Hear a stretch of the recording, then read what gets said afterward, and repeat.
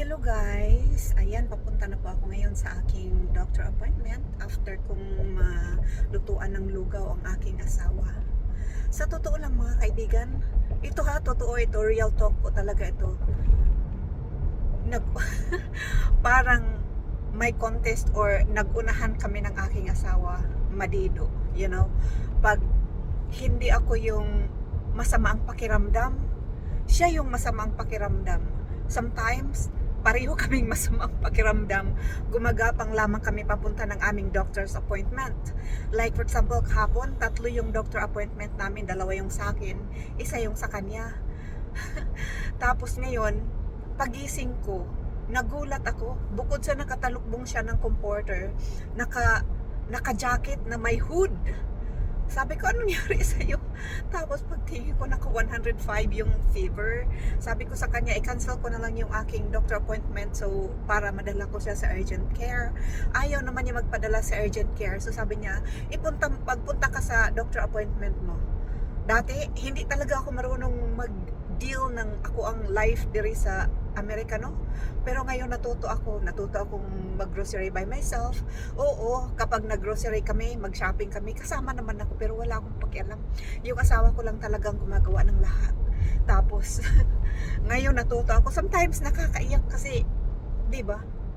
Iniisip ko kasi, meron kaming travel sa going to Minnesota kasi nga meron akong appointment sa Mayo Clinic dahil sa aking lungs.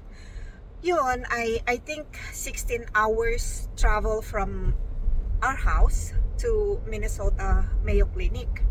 Ngayon, ayaw namin mag-airplane kasi hindi naman namin alam kung hanggang kailan ako doon kasi ang sinabi ng pulmonary center na pwedeng 3 araw, 5 araw or baka i-opera ka agad ako. Opera po ito ng lung ha. Tapos ngayon, nung makita ko yung si Mercy Onot ba yun, yung nagkanta ng yung sa Aegis, parang bigla ako natakot mga kaibigan. Paano kung madido din ako?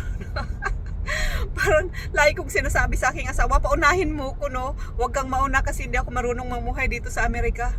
Tapos bigla akong natakot, baka nga akong mauna. Pero sabi ng aking asawa, kailangan daw talaga magpunta kami kailangan nga namin mag-consult para sa aking lung.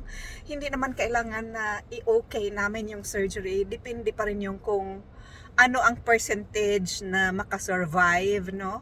Kasi kung makasurvive ka lang 50-50, okay na yun kaysa kung sabihin na 75 madido. 25% lang mabuhay. Ayoko naman noon, no? Pero kahit naman gusto kong mauna, wag naman po na muna kasi maaga-aga pa, no? Medyo bata-bata pa naman ako.